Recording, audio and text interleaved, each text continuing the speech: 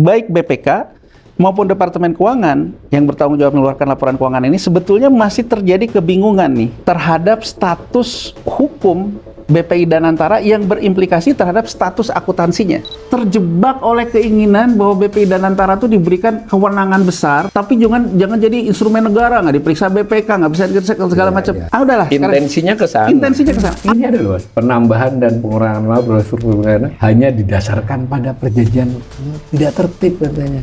Imbreng sebesar ribuan triliun itu tidak tertib. Kenapa BPK tidak memberikan wajar tanpa pengecualian dengan catatan transaksi Danantara bisa diyakini kebenarannya? Kan begitu? Iya, mestinya ya. BI jelas. Kalau kita lihat laporan keuangan pemerintah, ekuitas modal pemerintah. BPJS Ketenagakerjaan jelas. Ada di sana, ada di LKPP. Ini menunjukkan tata kelola koboi gitu loh Mas Awalil. Ini beban sejarah loh Mas Awalil. Harta kita dibawa lari. Saya ingin melakukan lagi, membawa itu kembali lagi untuk sepenuh-penuhnya kekuatan rakyat. Pasal 33. Menurut Pak Presiden, Danantara itu menguatkan pasal 33 atau melemahkan pasal 33? Kalau menguatkan pasal 33, ada di sini. BP Danantara tetap dipegang sebagai milik negara sebagai milik negara. Gitu. Artinya state capitalism. Dengan sekarang 3.200 triliun itu dianggap investasi minoritas. Berarti kalau investasi minoritas, negara ini sudah melepaskan pengendaliannya. Sekali lagi ya, negara ini sudah melepaskan pengendaliannya terhadap kekayaan negaranya yang besar. Ya.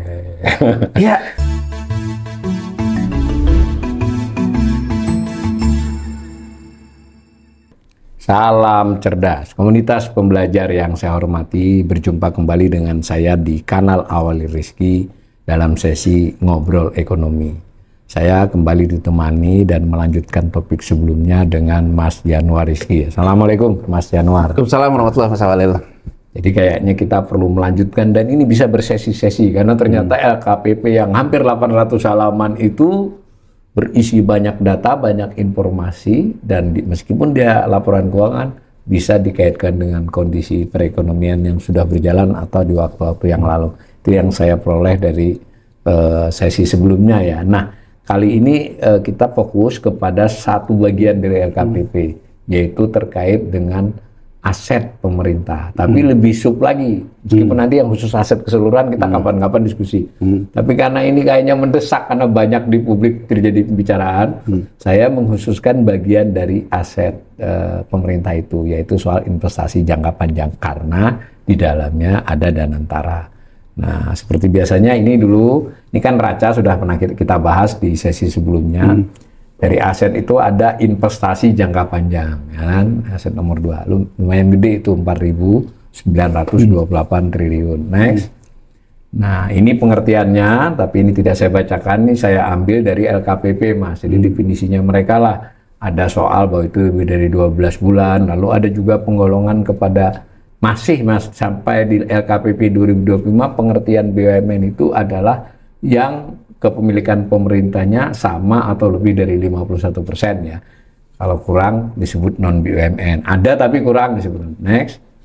Nah, ini kalau saya gambar Mas, yang 4928,37 tadi memang meningkat nih dibandingkan 12,25. Tapi kalau dilihat levelnya ya dari 2016 sampai ke 2025 ya segitu aja. Plus minus 10%. Pernah naik di 2015 karena revaluasi BUMN ya di tahun itu. Kita sudah pernah bahas. Next. Nah, di investasi jangka panjang itu saya potong bagian dari gambarnya. Jangka panjang non permanen, maaf, ada 2 ya.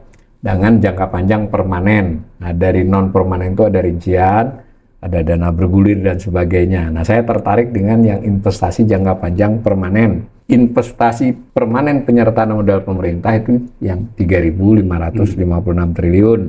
Ada BLU, ada investasi permanen lainnya, jumlah investasi jangka panjang permanen ya. Kalau yang permanen lainnya itu kan kayak BI, OJK, LPS kalau tidak salah.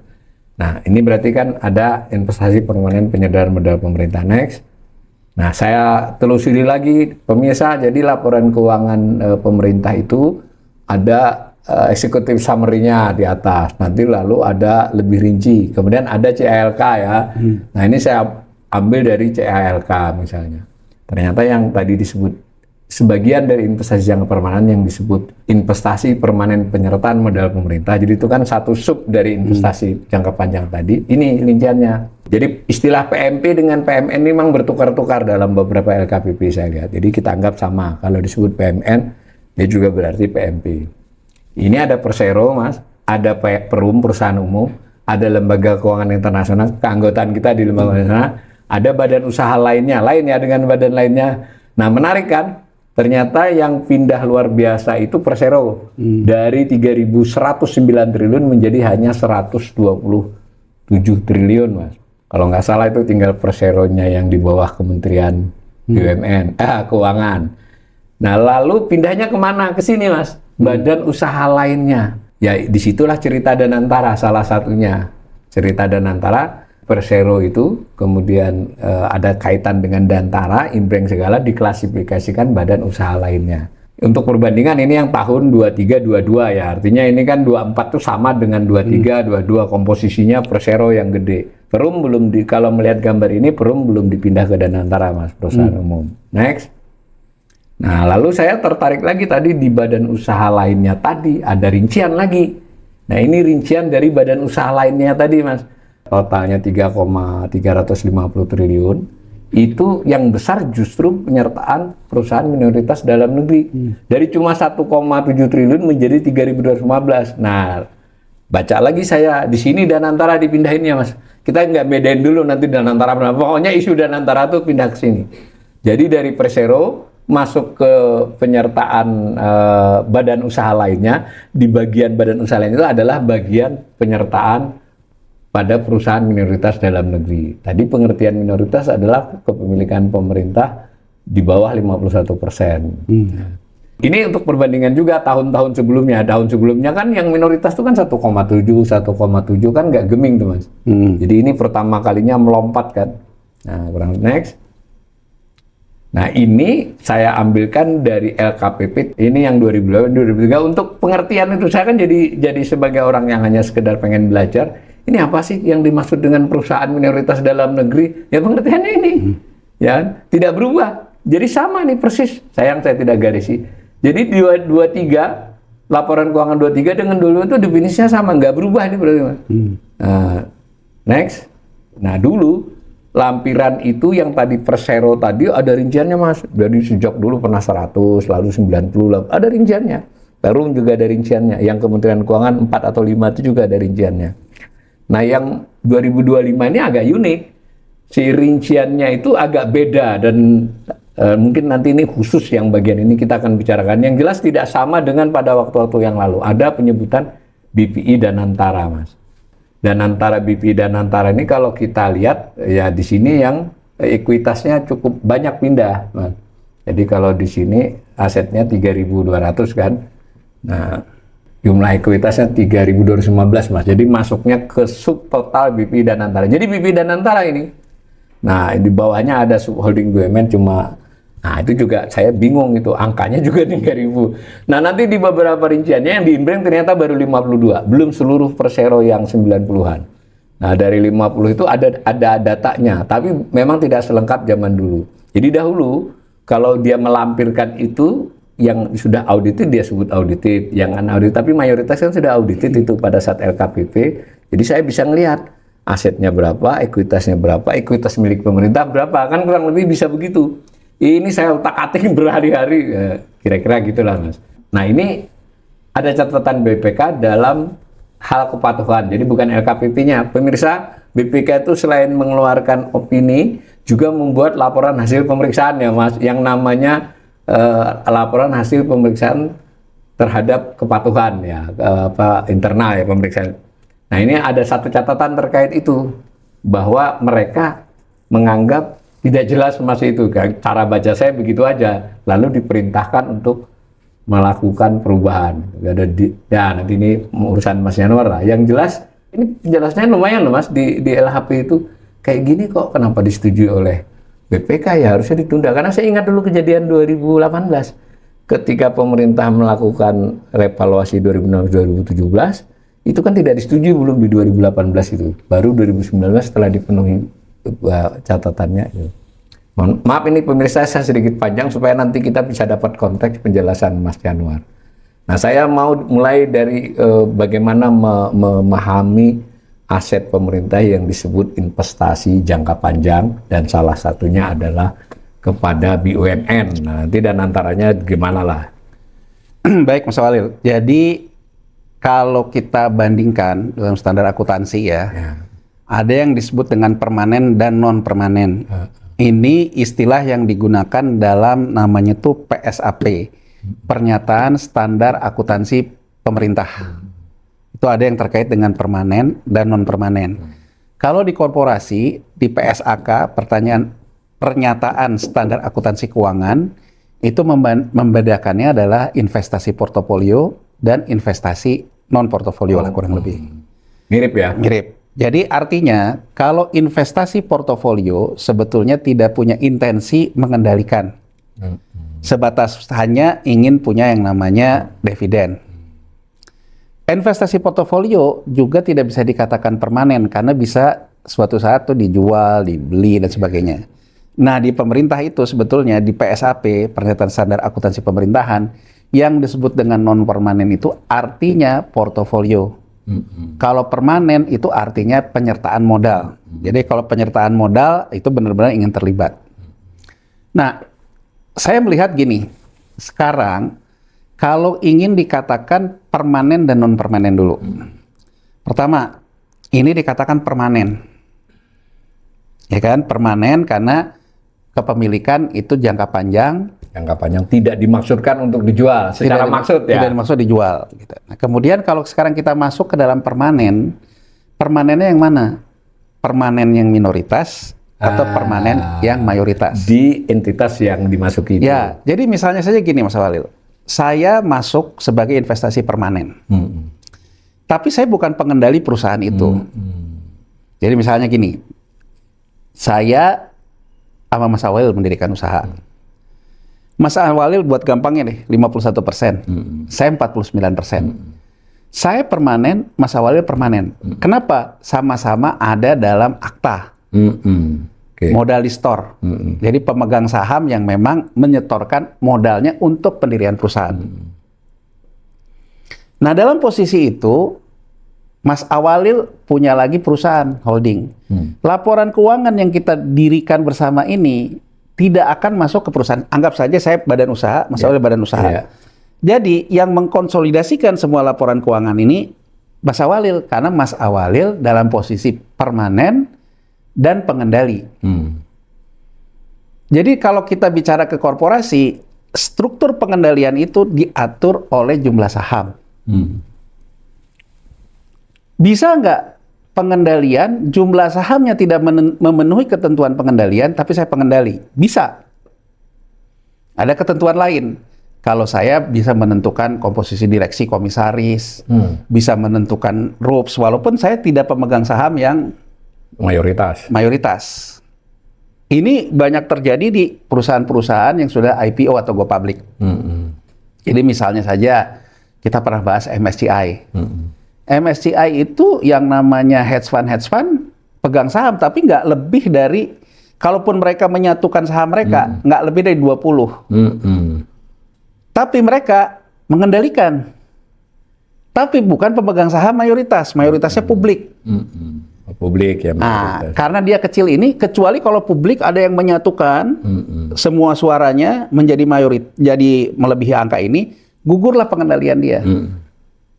Oh gitu ya. Nah, misalnya contoh lagi misalnya Samsung nih di Korea.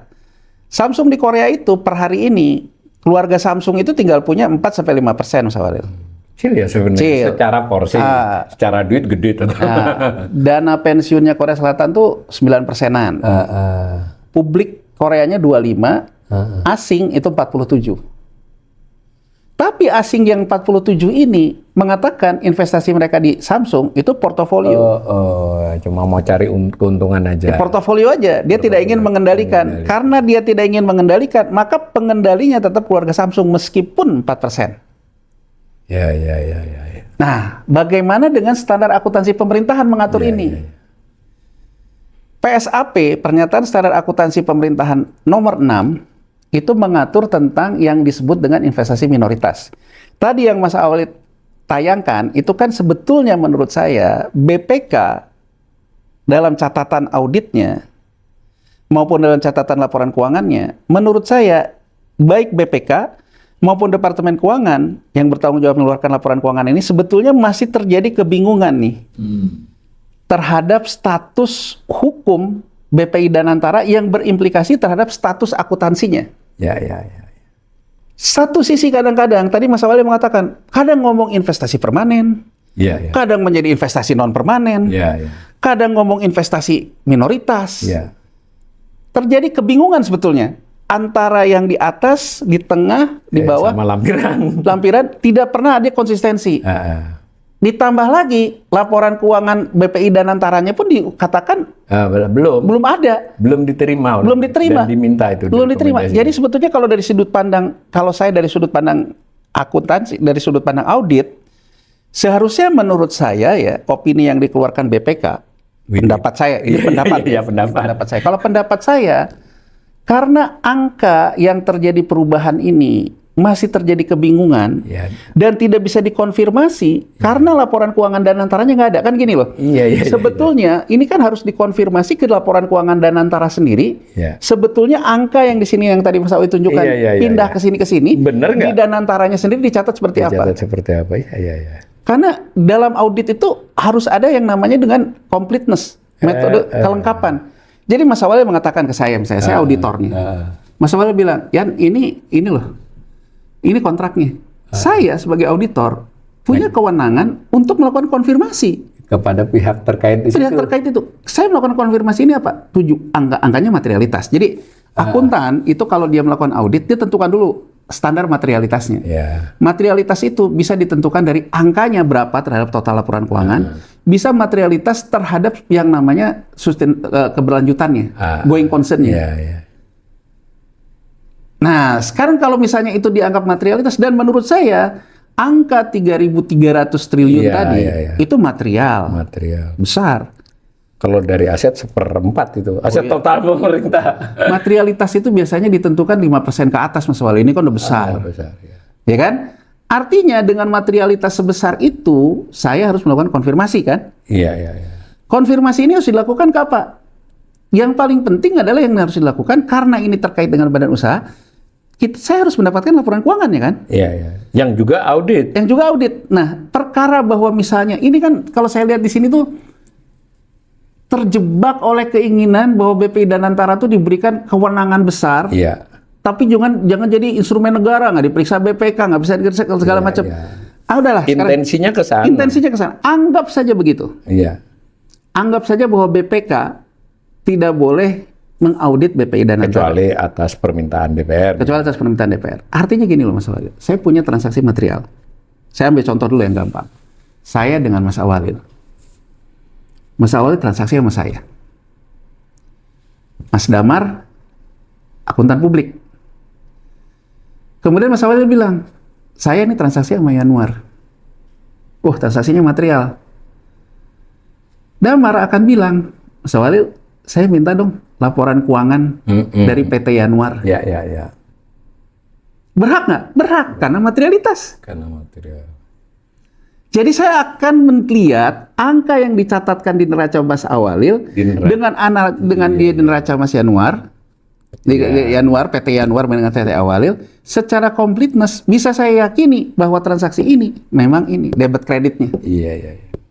Nah, ini berarti LKPP harus ditopang oleh laporan LKPP. Laporannya si Danantara mestinya ya. Saya, Mas Damar, ditunjuk sebagai akuntan publik PT Awalid. Apa Mas Damar berhak mengaudit PT Yanuar? Tidak berhak.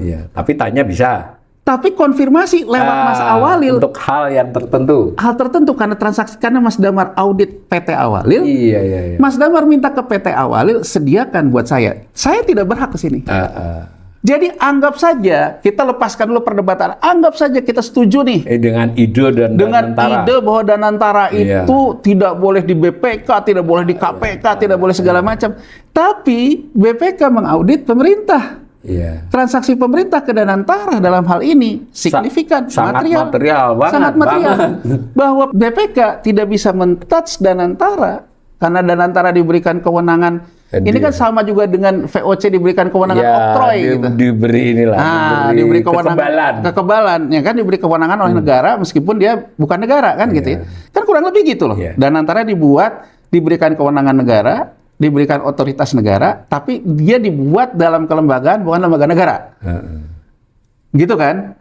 Jadi artinya dia diberikan substansi tapi tidak diberikan formalitas. Jadi meskipun ada sedikit confuse nih antara yang perubahan ketiga dengan keempat, jadi lebih samar karena akibat kritik berbagai hal ini mulai dicabut. Jadi tapi belum pasti apa ini beneran penyelenggara negara atau tidak, cuma dihilangkan. Ini mana tuh ya? Makanya kalau kita lihat ketidakkonsistenan di atas, di tengah, ini menunjukkan memang confuse akhirnya. Sebenarnya ini persoalan kayak apa gitu? Iya, ini pengelola negara apa bukan? Ini harta negara apa bukan? Di atas ngomong ini, di tengah ngomong ini, di belakang ngomong ini.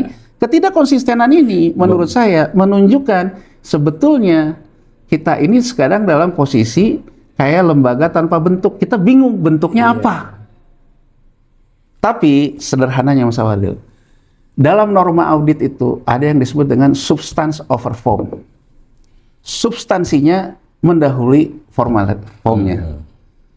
Substansinya Danantara material dengan pemerintah. Betul.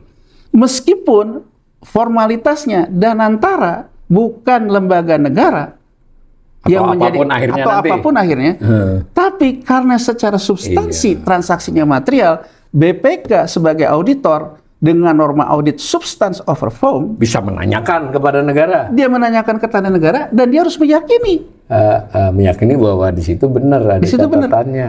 Sehingga kemudian BPK memberikan catatan sampai proses audit BPK selesai dan Danantara belum memberikan laporan audit BPI Danantara. Jadi kurang lebih meskipun BPK tidak punya kewenangan mengatur Danantara, yang ngaudit itu berarti siapa? Kantor akuntan publik. Ya kan? Belum selesai.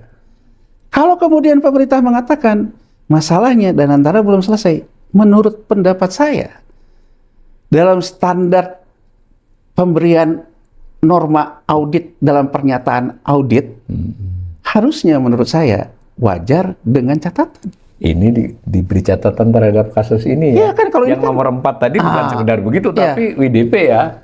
Wajar tanpa pengecualian kan? Ya kan? Artinya ini opininya apa Pak? WDP tetap. Wajar tanpa pengecualian. Tapi kan? di audit kepatuhannya ada catatan kayak gitu. Nah, menurut saya kembali lagi dari sisi kualitas audit. Kalau dia WTP, dia harusnya tidak mengeluarkan catatan itu. Ini kan BPK memberikan catatan di sini. Kan balik lagi, ensure, meyakini. Akuntan publik meyakini. Dia mengatakan pengaturan struktur kepemilikan permanen pernyataan model pemerintah di BPD batas waktu penyampaian audited dan dugaan penyusunan ini belum ditetapkan. Diakui ya. Diakui kan? Kalau dia kemudian mengatakan wajar tanpa pengecualian, menurut pendapat saya tidak akan ada catatan ini. Kan gini loh. Catatan atas laporan keuangan, lampiran atas laporan keuangan, bahkan catatan BPK, bagian tak terpisahkan dari laporan keuangan itu sendiri. Jadi gini loh Mas Awalil, kalau Mas Awalil di detailnya mengatakan saya beli bakso, gitu loh Mas Awalil, di atasnya Mas Awalil mengatakan tidak beli bakso, maka pilihannya di catatannya Mas Awalil harus buang dong. Artinya beli bakso itu diyakini nggak ada. Tapi kan kalau ini BPK di satu sisi juga tidak yakin. Ini Mas Awalil, mohon maaf nih, ini permainan ala-ala safety player. Jadi kurang lebih kalau suatu saat ini entah itu rezim berganti apa ada masalah, BPK yang melakukan auditnya dia akan bilang, oh saya udah bilang kok di laporan ini ada loh, penambahan dan pengurangan struktur hanya didasarkan pada perjanjian tidak tertib katanya. Inbreng sebesar ribuan triliun itu tidak tertib. Pertanyaan saya, kenapa BPK tidak memberikan wajar Iya. tanpa pengecualian dengan catatan Iya, iya. transaksi Danantara bisa diyakini kebenarannya. Iya, iya. Kan begitu. Iya, mestinya ya. Ini kan wajar tanpa pengecualian, tanpa catatan, tapi dia ada catatan. Iya, di laporan kepatuhannya. Dia ada catatan, tapi di opininya tidak ngomong ada catatan. Iya ya, kalau catatan itu berpengaruh terhadap material harus mempengaruhi opini ya. Begini opini. Jadi kan kalau menurut BPK, catatan ini tidak mempengaruhi opini dia, catatan ini jangan keluar. Iya, iya. Ini buat pengaman, buat pengaman auditor. Cuman kan saya Iya, paham iya. lah, Iya, iya, BPK ini kan main aman Tapi juga. ini catatan jadi sangat serius ya sebenarnya. Oh serius. Dan menurut saya karena catatan ini ada di laporan audit BPK, Iya, harusnya catatan ini masuk ke atasnya ke opini. iya, iya. Bahwa BPK mengatakan laporan keuangan pemerintah pusat itu wajar tanpa pengecualian, iya, tapi dengan catatan. Iya. Kalau catatan saya ini, Diselesaikan kan ada rekomendasinya kan? iya, selalu diselesaikan. Jadi WTP dengan catatan. Tapi di atasnya WTP bersih. Bersih. Kalau WTP bersih, Ini harusnya nggak ada nggak dong. ada. Ini selesai sudah. Selesai. Tapi kan ini balik lagi. Kalau suatu saat ini ada masalah, BPK yang audit ngomong, oh saya ngomong kok. Ini Mas Walil ya, dalam beberapa laporan keuangan BPK tuh ada banyak saya ngeliat Iya, ini. iya, iya. Di LKPP yang lalu, meskipun materialnya ya mungkin 1, 2, 3. Ini kan ribuan triliun. Misalnya ya, yang dulu ketika zaman yang orang rame. Loh, sama BPK udah dikatakan wajar kok ada korupsi? Kan gitu orang rame kan? Nah, BPK-nya ketika ditanya, oh terhadap audit itu saya pernah kasih ada Catatan. lihat di lampirannya. Ini kan permainan safety player menurut saya. Jadi artinya BPK begitu kasus korupsinya muncul, Iya. dia akan mengatakan, oh soal itu udah ada kok di catatan saya. Ini contoh aja yang WTP nggak hanya konsolidasian pemerintah. Dari 99 kementerian lembaga, semuanya kecuali satu yang WDP saya lupa itu juga karena ada. Saya ambil contoh mungkin biar publik juga agak terimain BGN lagi. aja WTP mas. Nah, ya kan, biar publik terimain lagi. Dulu ingat nggak Mas Walil? Ingat nggak ketika rumah sakit Sumber Waras zaman Ahok? Iya. Zaman Ahok, Keuangan daerah ya. keuangan daerah pas Pemda DKI. Ahok sebagai gubernur DKI pada waktu itu selalu ngotot bahwa itu udah diaudit BPK dan menurut BPK opini yang didapatkan oleh Pemda DKI wajar tanpa pengecualian. Dijawab kan waktu itu sama BPK-nya. Oh tapi di lampiran catatan soal itu kepatuhan kita ada ngomong sumber waras. Kurang lebih kan mirip kayak gini Mas Walil. Jadi kan sebenarnya loh opininya WDP, tapi begitu ada masalah dia bilang, saya udah ngomong kok. Nah ini sebetulnya Mas Walil terjadi lagi nih permainan seolah-olah nanti kalau suatu saat Danantara ini menjadi bom waktu. Iya. BPK itu seolah-olah, oh, saya udah ngomong, tapi kembali lagi kalau menurut saya, menurut pendapat saya balik lagi Mas Walil, harusnya opininya WDP dengan catatan karena dia memberikan catatan. Catatan rekomendasinya aja ini belum jelas kan pengalihan seri B, seri A. Itu kan perkara yang sangat mendasar sekali. Dasar. Nah sekarang gini Mas Walil, sekarang kita lihat ke yang tadi peralihan Persero itu Mas Damar. Nih Mas Walil ya, sekarang kita bicara dulu. Artinya kita mengklasifikasikan bahwa ini permanen, bukan non permanen. Ya, dia sub dari yang permanen. Permanen. Sekarang kita mengatakan kalau permanen, boleh nggak dia dianggap minoritas?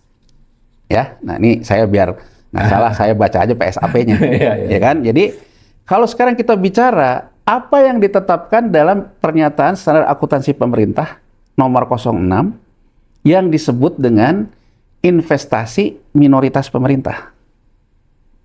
Ya, pertama Mas Walil ya, kalau kita lihat di standarnya, kepemilikan di bawah 20%, tidak mengalami pengaruh signifikan terhadap pengendalian. Metode akuntansi yang dicatatkan cost method, biaya perolehan. Oh, jadi dia pemerintah di BUMN minoritas tidak bermaksud mengendalikan ya? Tidak bermaksud mengendalikan. Ini kan yang ingin dimainkan. Iya. Karena pemerintah di BPI Danantara yang saham BUMN yang 99% dialihkan itu memang tidak bermaksud untuk mengendalikan. Berarti kan non permanen seharusnya. Iya. Portofolio. Iya. Ya kan? Iya, iya. Tapi bisa dong permanen, tapi saya minoritas. Iya, Boleh. boleh. Tapi paling gede ternyata. Nah, ketentuan dalam PSAP-nya, PSAP 06, harus di bawah 20%. 99 menurut pendapat saya Iya. nggak masuk.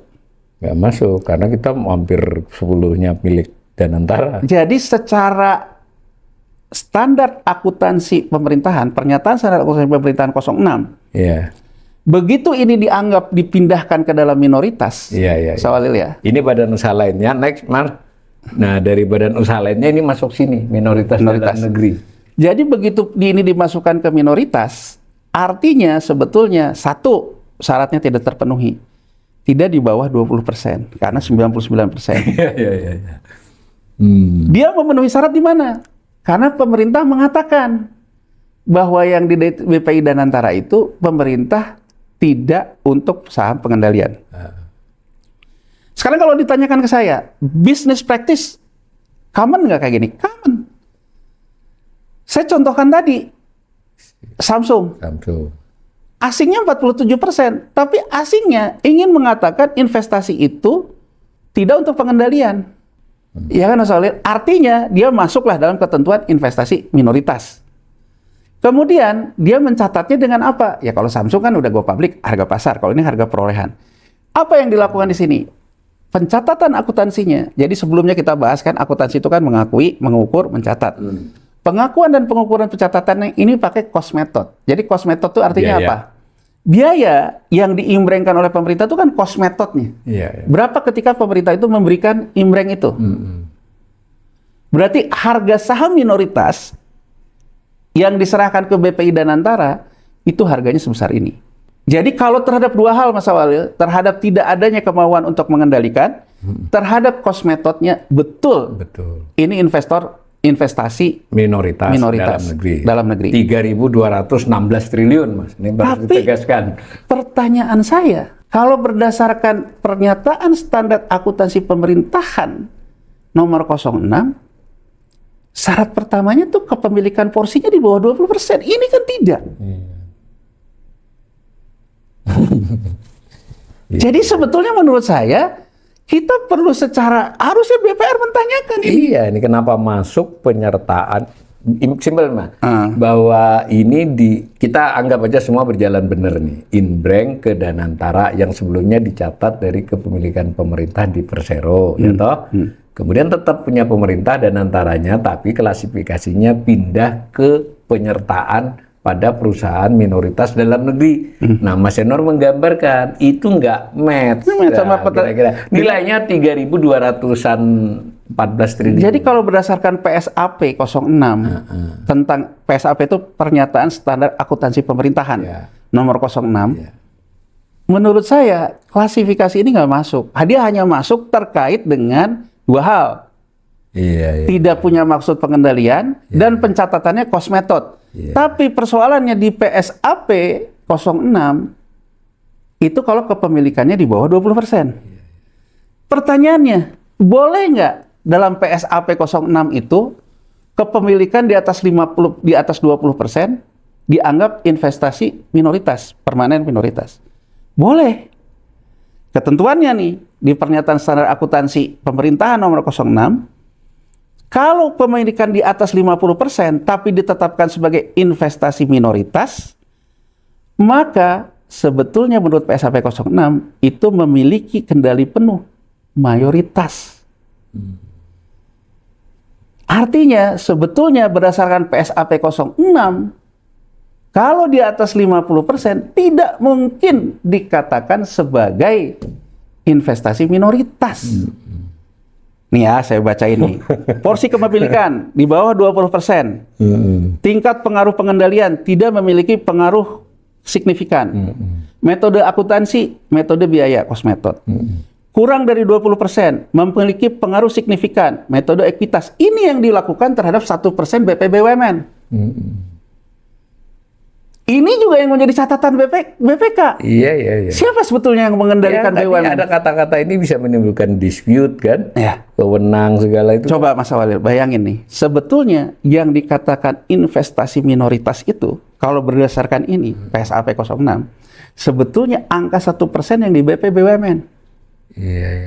Kenapa? Dia di bawah 20%, dia memiliki pengaruh signifikan. Dicatatnya juga pakai apa? Berdasarkan PSAP 06, metode ekuitas. Kalau metode ekuitas, artinya Mas Walil, walaupun tidak mengkonsolidasikan laporan keuangan BUMN lagi, tapi cara menghitung harganya berdasarkan harga ekuitasnya. Jadi masih bingung ini ya, mencatatnya di mana ya? Ya, Perpindahan saya ini. coba pelan-pelan mudah-mudahan yang nyimak juga, karena ini kita bicara standar Ya, akuntansi. standar akuntansi. Jadi artinya ini standar akuntansi pemerintah yang Iya. dibaca tadi ya. PSAP 06, pernyataan standar akuntansi pemerintah nomor 6, nomor 06 tentang investasi minoritas, Ya. investasi permanen minoritas. Kalau di bawah 20% tidak memiliki pengaruh signifikan, metode biaya. Ya. Kalau di bawah 20% memiliki pengaruh signifikan, metode ekuitas. Satu, tadi kalau BPI Danantara jelas, dia nggak 20%. Nggak masuk dong. Ya dia gede. Gede. Di atas 50. Berdasarkan PSAP nomor 06, kalau di atas 50, bukan minoritas, mayoritas. Iya, BUMN dia. BUMN. Dan metode ekuitasnya pun dikonsolidasikan. Apa bedanya Mas Walil? Nah, dikonsolidasikan itu gimana? Jadi nih ya, kalau kita baca PSAP 06, kalau dia di bawah 20%, memiliki pengaruh signifikan, bisa mengendalikan direksi, menetapkan direksi komisaris, itu kan BP BUMN walaupun cuma 1%, tapi tetap pencatatannya metode ekuitas, nilai sahamnya, nilai buku, tapi dihitung 1%. Iya. Bukan biayanya loh, tapi Iya. ekuitasnya. Ekuitasnya. Misalnya saya ambil contoh, pemerintah punya yang kayak gini tuh saham merah putih di mana? Ada Indosat, ada satu lagi tuh yang sawit di Sumatera tuh Indover kalau ada nggak salah. dua. Nah, ada dua. Dia menghitung nilainya itu sebetulnya nilai saham Indosat sekarang karena metode ekuitas. Ya. Bukan persentase di atas itu ya. iya, bukan dulu berapa dia. Jadi kan kalau metode biaya ini mau sampai kiamat pun harganya nggak berubah Mas Walil karena harga perolehan. Tapi kalau misalnya metode Kecuali ekuitas, revaluasi tadi. kecuali evaluasi. Jadi kan metode biaya itu ya biaya perolehannya. Tapi kalau ekuitas itu ya sesuai dengan nilai ekuitasnya. 1,7 triliun. Nah, berubah-ubah kan, karena itu sesuai dengan perubahan harga sahamnya Indosat dan harga sahamnya segala macam. Nah, Kan kecil juga sebenarnya. tapi kalau di atas 50%, ya, dicatatnya juga metode ekuitas sama, tapi ada catatan konsolidasi. Jadi kalau di atas 50%, laporan keuangannya harus dikonsolidasikan. Artinya, Mas Walil, sampai di sini, ini PSAP-nya. Saya ingin menjelaskan dari sudut pakal persoalan dulu. Nature transaksinya, berapa BPI Danantara memperoleh? Inbank, 99%. Ya. Maka, sesuai dengan PSAP 06, dia itu sebetulnya investasi mayoritas, bukan minoritas.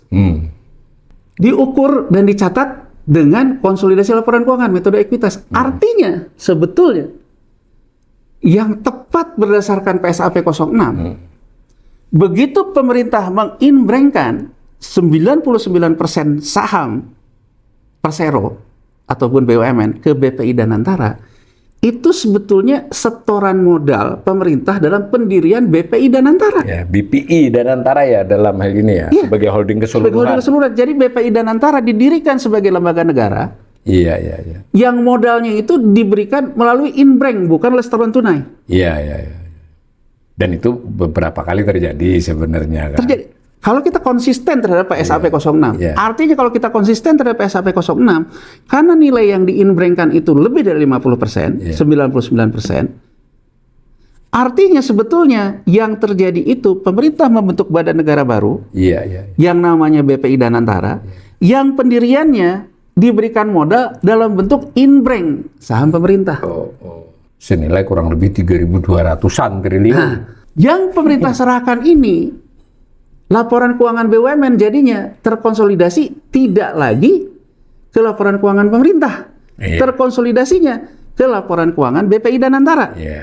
Tapi karena BPI Danantara, ketika kita merubah kepemilikannya itu adalah setoran modal pemerintah, maka laporan keuangan BPI Danantaranya ini yang masuk ke konsolidasi LKPP. kekacauan berpikir di Iya, sini. iya. Itu kenapa Mas Awalil? Karena ingin memutus rantai BPI dan Antara bukan masuk dalam rezim keuangan negara. Padahal dapat inbreng segitu. Nah, sekarang pertanyaannya Mas Awalil, kita ngomong dalam logika saja deh. Dulu, saya ambil contoh Indosat deh, ya. Indosat dulu rame Mas Awalil. Karena pemerintah melepaskan 99% semua saham Indosat. Orang ribut, oh Indosat ini sektor strategi segala macam. Dikuncilah pemerintah punya saham 1%. Saham 1% ini punya kewenangan pengendalian, menentukan direksi, menentukan komisaris. Masuk kan ke investasi minoritas permanen, masuk sesuai ketentuan PSAP 06. Karena ada intensi pengendalian. Pengendalian ditunjukkan dari apa? Boleh menentukan direksi, komisaris, model bisnis dan sebagainya. Tapi yang ketika 99% saham Indosatnya itu dibeli oleh Temasek pada waktu itu, masuk ke laporan keuangan pemerintah pusat, pemerintahan pusat dapat pendapatan penerimaan negara, penjualan saham 99% saham Indosat. Jelas waktu itu. Jelas. Terlepas dari ada masalah-masalah, kejelasan pencatatannya ada. Saya bicara akuntansinya dulu, Ya, akuntansinya. bukan bicara tentang divestasi. Ya. Sekarang saya punya satu aksi korporasi. Ya. 99% ini saya inbrengkan ke Danantara. Kalau saya inbrengkan ke BPI Danantara dan BPI Danantara tidak dikonsolidasikan lagi ke laporan keuangan saya, artinya kayak Temasek dong. Iya. Terus Danantara bayar apa ke pemerintah pusat? Iya. Kalau nol, artinya hibah. Kalau artinya hibah ke siapa? Pemegang saham Danantara siapa? Pertanyaannya kan gitu Mas Walid. Iya. Nah, menurut pendapat saya, ini yang mengakibatkan akuntan publik manapun bingung untuk menerbitkan laporan keuangan Danantara. Iya. Tapi di lampirannya BPI Danantara, coba lampirannya. BPI Danantara itu dimiliki negara, Mas. Nah, di sini kan di antara yang satu ke atas ke bawah nggak konsisten gitu loh Mas. BPI Danantaranya di inbreng ya, dia dimiliki oleh Nih negara. Mas Walil, Iya. kita nggak usah rumit nih. Kalau kita konsisten terhadap ini, kepemilikan negara segini, harusnya coba ke atas Mas Damar. Ya. Tadi kan Danantara di lampiran yang tadi kita liatin, itu kepemilikan negara. Berarti negara menyetorkan modal pendirian BPI Danantara melalui inbreng saham BUMN. Harusnya BPI Danantara muncul di sini. Oh ini tiga paling atas mah 2025. Di sini nih, Tiga. Ya. Di sini Mas Awalil ya, harusnya di sini kan ada penyertaan modal negara ini, Iya. penyertaan ini. Nah, ada ke sini nih modal negara lainnya, Iya. gitu kan? Nah, harusnya artinya angka Yang total apa yang 1%? yang total yang 90%-nya tadi 3.215. 3.215. Ya. 3.215 itu dulunya investasi permanen Di pemerintah di Persero. Direklas di aset juga, Di aset. dipindahkan. Jadi debit kreditnya, Iya. ya debit kreditnya itu si ini tuh dikredit, dipindahkan menjadi penyertaan modal pemerintah pada lembaga BPI Danantara. Iya. Akibat transaksi jurnal itu, maka harus muncul di sini yang namanya BPI Danantara. Ini nggak muncul. Di lampiran muncul. Di lampiran dikatakan kepemilikan negara. Di lampiran tadi kan ada, tapi di yang gininya nggak ada. Ya, terus kalau kita lihat di neracanya larinya kemana? Larinya bukan ke ini, tapi larinya ke minoritas. Kan nggak konsisten. Ya itu kan ini. Nanti ini kalau detailnya nanti pemirsa nggak usah khawatir, kami nanti akan telusuri. Tapi ini biar dapat gambar besarnya. Dapat gambar besarnya. Jadi sebetulnya itu secara akuntansinya Mas Awalil. Jurnalnya harusnya inbreng 90% saham pemerintah, 99% saham pemerintah inbreng menjadi penyertaan modal BPI Danantara. Ya. Maka di neraca akan muncul di bawah Bank Indonesia Ada nomenklatur Danantara. Minimal masuk ini, masuk 3. Tapi kalau segede itu masa nggak dikasih? Karena tidak ingin mengkaitkan Danantara dengan rezim keuangan negara, Iya. nggak diambil, dimasukin ke investor minoritas. Iya. Kan nggak konsisten. Investor minoritasnya di bawah 50%, di atas 50% nggak bisa. Dan di lampirannya dia tidak bagian dari minoritas, Mas. Di paling atas lampirannya. Kepemilikan negara kan? Iya. Jadi sebetulnya Mas Awalil, nanti kita akan dari sini saja kita ngelihat nih sebetulnya yang audit pun bingung kayaknya. Ya makanya tadi catatannya itu. Tapi sebelum ke Danantara lagi coba dijelaskan sedikit ini Mas. Yang investasi permanen lainnya pada Bank Indonesia, lalu LPS, lalu PMP ini kan ada LPS, lalu PMP lainnya ini kan perguruan tinggi, BPJS. Coba dijelasin mungkin Mas dulu. Jadi Nanti baru ke Danantara lagi. gini loh Mas Awal, sebetulnya sekarang yang dianggap badan pemerintah lainnya tuh BPBUMN. Oh. Tapi sahamnya 1%. Berdasarkan ketentuan PSAP 06, kalau 1% itu investor minoritas, tapi dengan Iya. pengendalian. Oh, terbalik ini dong. Terbalik kan? Terbalik karena BPI Danantara yang dapat. Jadi menurut saya. Oh, berarti benar tadi BPK tadi dispute antara BPBUMN dengan Jadi BPI bingung Danantara. karena BPI Danantaranya, Oke. BPBUMN-nya pengendalian, Tapi 1%. sahamnya 1%.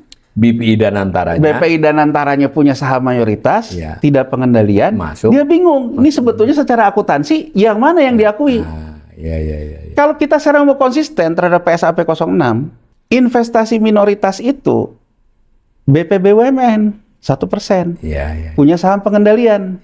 Kalau mau ya. Kalau mau. Nah, yang BPI Danantara itu berarti sebetulnya saham. Nah, gini loh Mas Awalin. Sekarang pertanyaannya, kalau kita mau konsisten kayak gitu, berarti BPBUMN mengembangkan pengendalian 1%. 99%-nya itu tidak pegang pengendalian portofolio.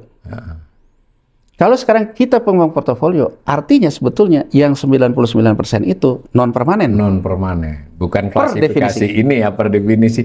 Masuk ke yang non permanen sama dengan kepemilikan surat berharga sebagai macam itu ya. Nah, sebetulnya menurut saya kalau kita mau konsisten, sebenarnya ini sudah terjadi yang namanya shadow privatisasi. Semu ya. Semu. Bukan semu ya, samar. Samar kan gini loh Mas Awalin. Saya ambil contoh Indosat deh. Pemerintah divestasi. 99% dibeli Temasek, privatisasi. 99 itu dibayar oleh Temasek, Indonesia dapat penerimaan pada Masuk waktu di itu. APBN. Tapi pemerintah masih pegang 1%. Yang 1%-nya investasi minoritas, tapi punya pengendalian. Sekarang Danantara. Semua BUMN 99% dikasih ke Danantara.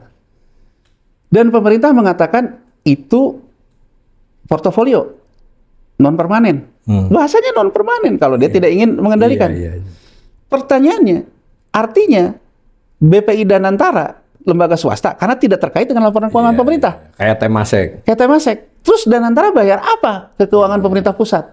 Nah, karena status hukumnya mengatakan bahwa BPI Danantara ini tidak terkait dengan konsolidasi laporan keuangan pemerintah pusat, mulailah terjadi kebingungan ini antara yang ngaudit Danantara dengan yang ngaudit. Iya. Kan gini loh Mas Awal, maaf kata ya. Ada membentuk BPI Danantara, langsung punya aset, bahkan kalau klaimnya presiden kan sampai 11.000 triliun. Iya. Langsung dapat aset. Ini didirikan oleh siapa? Oleh negara. Negara store uang? Enggak. Store-nya apa? Barang-barangnya dia lah. Barang-barangnya dia. Oh, berarti kalau gitu laporan keuangan Danantara konsolidasi dong ke laporan keuangan pemerintah pusat. Oh, enggak. Itu kebingungannya ya. Kebingungannya. Tapi ini dipaksa masih dikonsolidasikan. Iya, Dipaksa ini dipaksa. masih. Artinya kan gini. Oh, enggak. Kalau enggak, berarti Danantara ini Dicatat sebagai apa? dicatat sebagai apa? Oh, hibah. Hibah, oke. Kalau dihibahkan, negara hibah kepada siapa? Kepada negara. Ya, bingungnya. Ini kan sama kayak orang kalau buat Iya. ini loh, sudah tapi belum tuh kan kayak begini gitu loh. Jadi artinya itu sudah tapi belum. Jadi auditornya pun bingung menurut saya. Akhirnya kasih catatan kayak gitu. Iya, karena kan boleh saja loh. Saya misalnya orang kaya, Sawalil, ya kamu diriin deh perusahaan. Ya, ini saya kasih semua saham saya. Saya bayar berapa Yan? Nggak usah bayar, saya hibah. Bisa aja ya. Tapi di perusahaan itu pemiliknya berarti Mas Awalil. Mas Awalil mendapatkan modalnya dari siapa? Dari hibah. Pertanyaan saya, negara menghibahkan siapa ke Danantara? Siapa yang dihibahkan oleh negara ke Danantara? Ini kita belum bicara dampak-dampak lanjutan ya. Ini kita bicara yang ini aja dulu. Cara melaporkannya ini dulu. Cara kita membaca Mas Awalil, yang membuat akhirnya akuntannya pun bingung. Iya. Dan sampai hari ini Danantara belum keluar laporan auditnya. Iya. Karena mungkin yang audit laporan keuangan Danantara, mau untuk kantor akuntan segede apapun, dia nanya, siapa pemegang saham Danantara? Iya. Negara. Kalau pemegang sahamnya negara, berarti laporan keuangan Danantara harus terkonsolidasi sama laporan keuangan pemerintah pusat kayak BI. Ya. Nah makanya saya tadi minta Mas Yanwar, karena Mas Yanwar pada suatu kesempatan pernah bicara saya waktu dulu ya. Dan antara itu bagusnya seperti waktu buat OJK, buat Bank Indonesia, LPS ya sekurang-kurangnya seperti BPJS. Yang laporannya saya lihat ini tadi Mas. Ini gimana Mas? BPJS masuk PMP. Kalau saya Mas Awalil, saya tetap konsisten. Saya dalam artian ya, membuat reformasi kelembagaan di BUMN itu saya setuju. Tapi memang bukan diperlukan ya. Tapi bukan reformasi yang pada dasarnya ingin menghindarkan BUMN di luar keuangan negara. Mas Awalil, saya misalnya contohkan gini ya. Contohkan misalnya. Dulu Mas Awalil, ya, Belanda itu, saudagar-saudagar di Belanda itu, dia kalau mau dagang, itu per trip. Jadi para saudagar itu misalnya per trip mau ngambil kopi dari Jawa. Ini proyek kita ngambil kopi dari Jawa ini butuh modalnya segini. Begitu proyek ini selesai, kita bubar. Muncullah pemikiran dari mereka, oh ini nggak sustain. Beli putus doang. Gimana kalau sekarang kita buat perusahaan yang sustain? Ngumpullah para saudagar-saudagar ini. Ya. Dari 17 kota di Belanda. Tapi sedari awal, dia bilang, ini perusahaan ini dimodali oleh publik. Jadi dari awal, dia sudah IPO Mas Awalil. Beda nih. Sedari awal, jadi kalau kita petakan, VOC didirikan oleh siapa? Oleh negara? Bukan, oleh swasta. Para pengusaha-pengusaha itu. Pengusaha-pengusaha itu, saudagar itu.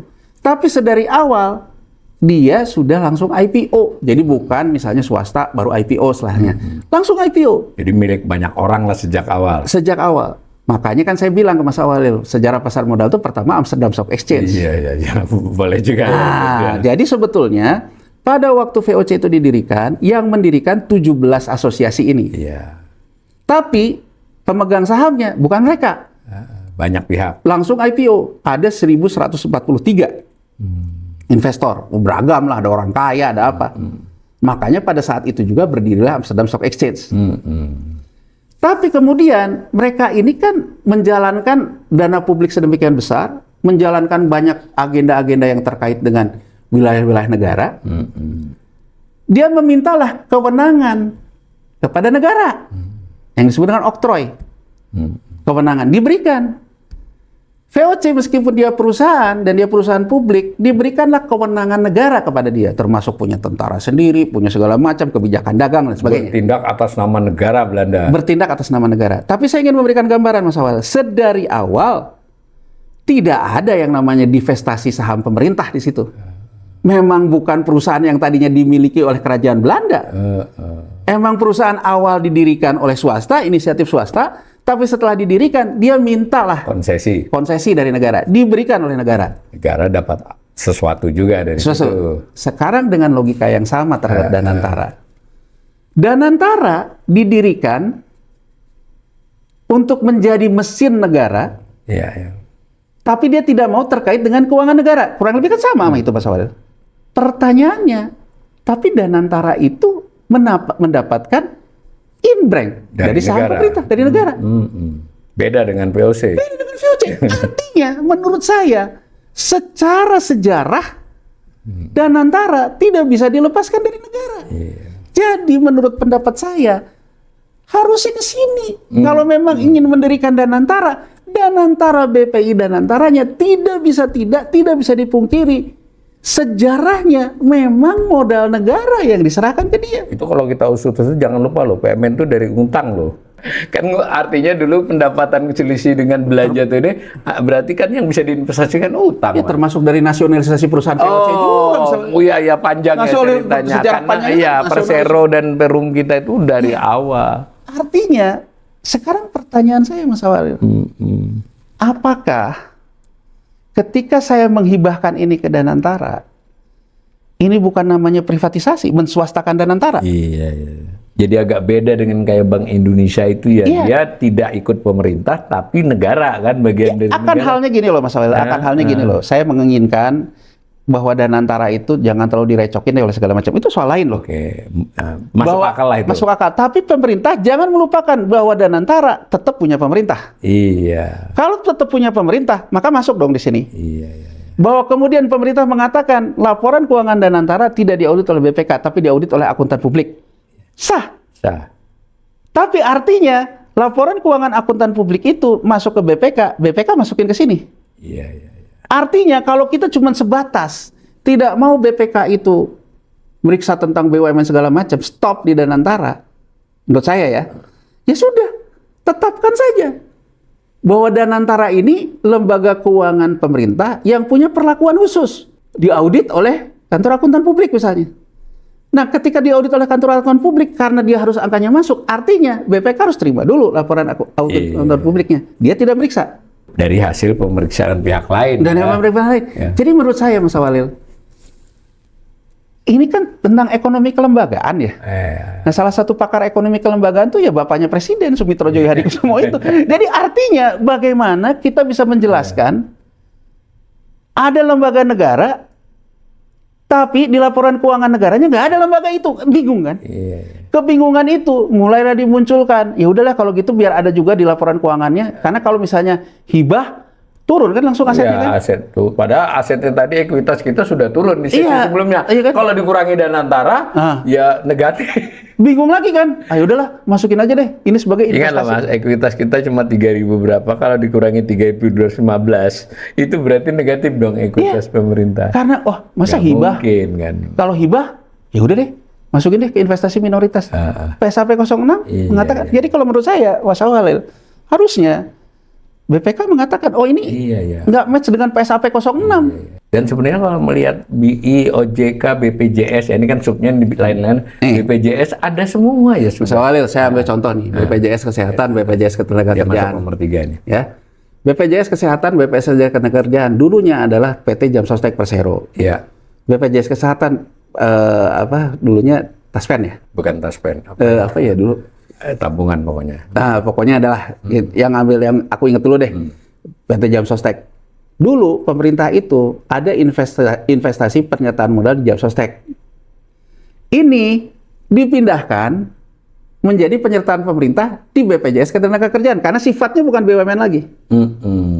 Iya. Ini kuncinya ya. Artinya ada contoh ya. Ada contoh yang dari BUMN menjadi badan usaha lainnya. BPJS Ketenagakerjaan. Artinya kalau kita mau konsisten harusnya BPI Danantara ikuti seperti ini. Meskipun duitnya lebih gede. Ya kan ibaratnya semua saham BUMN ini dikasih ke BPI Danantara. Iya. Nah kalau itu saya percaya Mas Walil. Penguatan kelembagaan, penguatan negara. Saya percaya terhadap konsep state capitalism. Mohon maaf ya, kalau kayak gini kan menurut saya, kan gini loh. Selalu dikatakan, di BPI Danantara hampir semua menteri jadi dewan pengawasnya. Saya mikir gitu, lah, yang kita lihat tuh keuangan negara. Bukan orang per orang. Ketika kamu mengeluarkan keuangan negara itu, apa akuntabilitasnya? Iya. Jadi dari sini sebetulnya Mas Walil menurut pendapat saya ya, sebetulnya kenapa laporan keuangan Danantara itu nggak keluar-keluar? Menurut pendapat saya, penerawangan saya Mas Walil ya, akuntan publik yang meriksa Danantara itu juga bingung. Jadi sebenarnya Danantara ini dibentuk modal oleh siapa? BI jelas.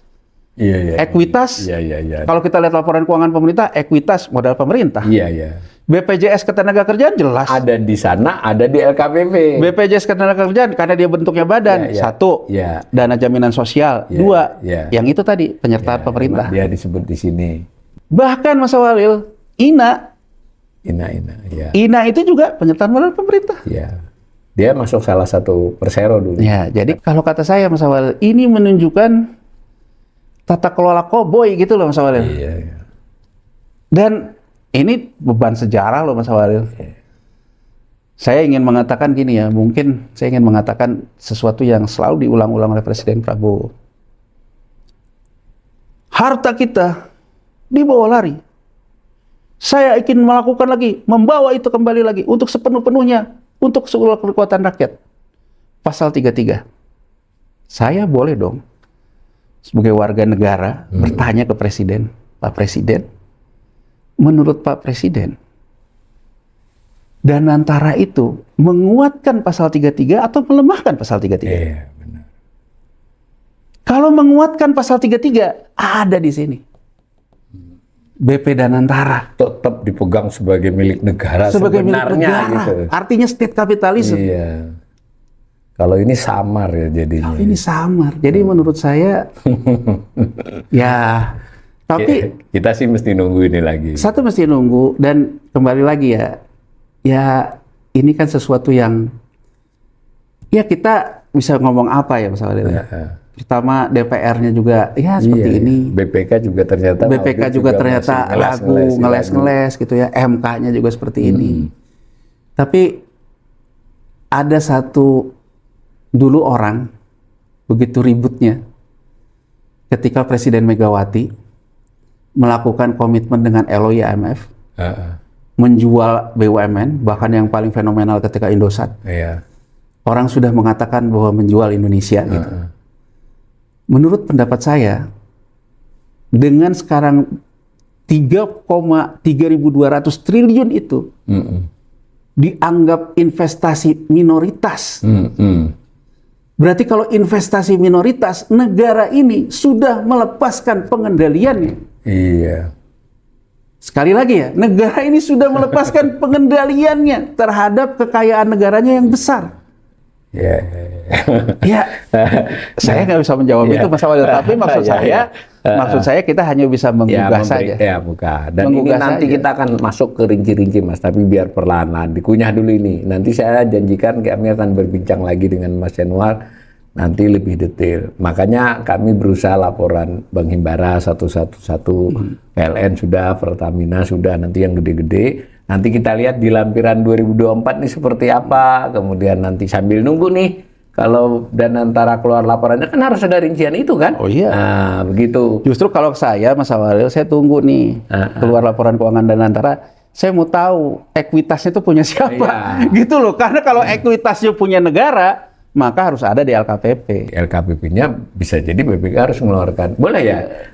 Pemeriksaan itu ada pemeriksaan tambahan. Jadi nanti ada restatement. Makanya kalau menurut saya sih, kayaknya yang audit Danantaranya bingung deh. Jadi bingung karena, dan pertama menurut dari sisi BPK ini kan caranya dia nyajikan di CALK dan di lampiran juga tidak terlalu konsisten kan sejauh ini. Nanti kita akan lebih rinci ya. Tapi silakan para pemirsa, biar kita ada waktu nih. Pemirsa kita juga nanti ngecek. Kebetulan ini kan barang publik ya. Nanti pemirsa yang pengen bisa masuk ke laman BPK, tapi biasanya nanti laman Kementerian Keuangan juga menaruh itu Perbendaharaan Negara terutama. Nanti Anda bisa unduh LKPP. Nah, kalau Anda nggak dapat yang dengan lampirannya, cari di BPK tuh lengkap dengan lampirannya. Lalu ada tadi LHP, laporan hasil pemeriksaan tentang kepatuhan. Itu tersendiri 300-an halaman.